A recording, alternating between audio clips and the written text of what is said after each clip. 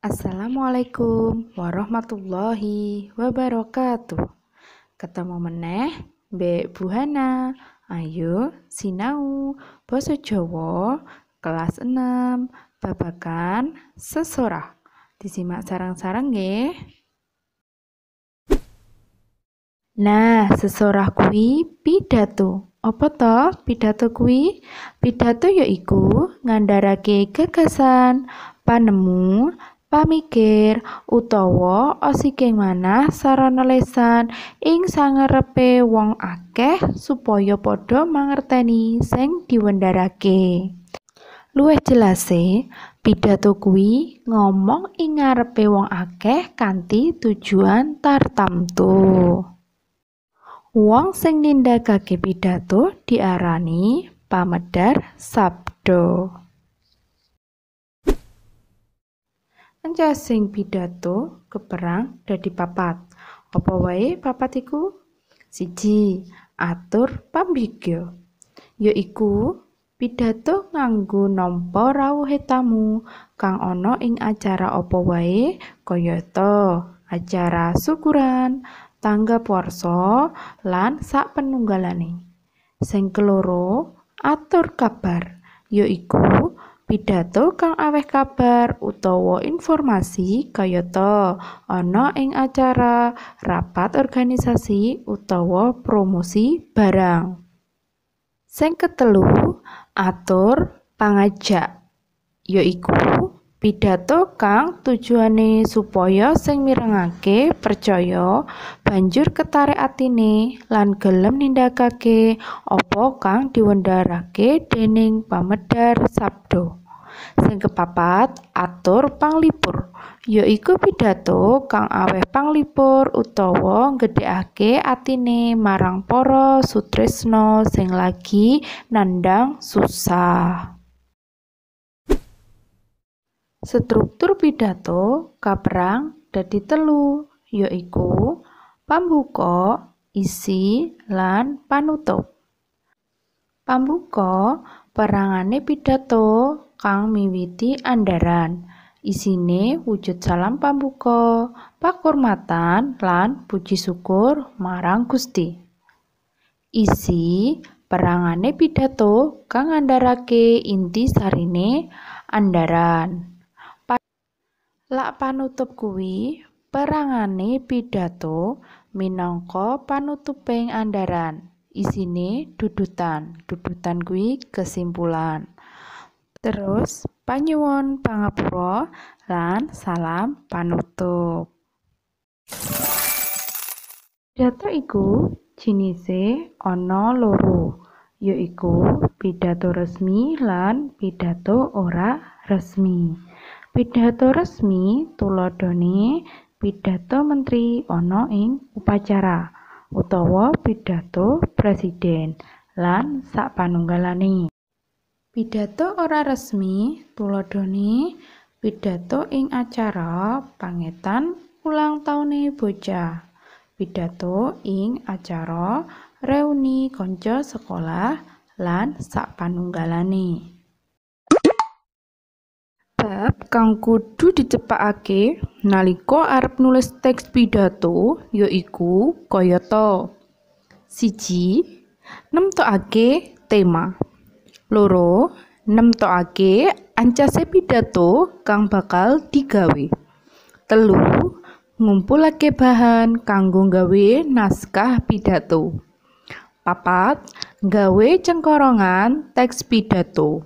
Cengkorongan kuwi kerangka karangan.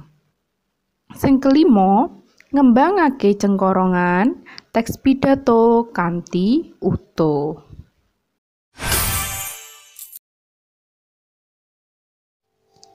Ayo saiki nyinaoni babagan cara nindakake pidato. Bab kang kudu digatekne nalika nindakake pidato kayata 1. Mahami materi sing diandharna. Sing keloro, patrap utawa sikap jumeneng jejeg ananging ora kaku. Sitrap kuwi gerakan Cah. Dadi meneng jejeg tapi ojo kaku, ojo ketok tegang. Sing ketelu, nindakno kanthi anteng lan percaya diri. Sing kepapat, ngomongo kanthi swara kang sora. Maksude swarane sing banter, sing cetha. Sing kelima, gatekno tandha wacan. Sing keenem, gatekno wektu.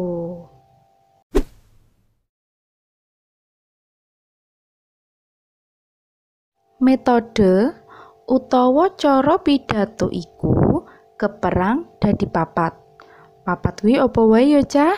Yaiku 1. Metode impromptu utawa dadakan. Yaiku cara pidato kang ora nganggo persiapan utawa ora direng-reng anggone arep pidato luwih dhisik.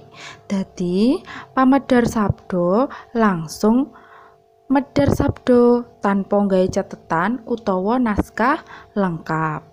Nah, sing keloro iku ana metode apalan. Metode apalan yaiku pidato kanthi cara ngapalake isine teks pidato kang wis direng-reng sadurunge. Nah, pidato kanthi cara iki mbutuhake persiapan, pamedhar sabda, nggawe tulisan naskah terus diapalne. Nah, sing ketelu ana metode naskah. Metode naskah yaiku pidato kanthi cara maca isine naskah kang wis direng-reng sadurunge. Dadi pamedhar sabda kudu nggawa naskah nalikane pidato banjur diwaca sawutuhe. Nah, biasane cara iki digawe pas upacara-upacara resmi. Nah, sing kepapat ana metode ekstemporer utawa catetan. Metode ekstemporer utawa catetan yaiku metode pidato kanthi nganggo catetan babagan kang diwigati utawa penting saka isi pidato.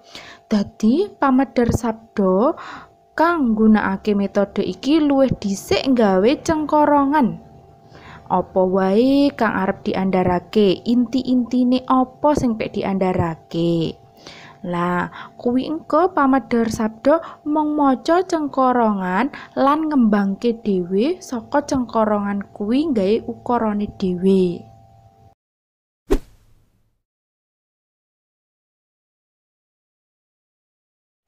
Nah, kuwi mau ya Cah, awake dhewe wis nyinaoni babagan sesorah utawa pidato. Coba awakmu gawe cengkorongan utawa iso praktek pidato ing ngarep kaca. Muga-muga iso dipahami. Cekap semanten, matur suwun. Wassalamualaikum warahmatullahi wabarakatuh.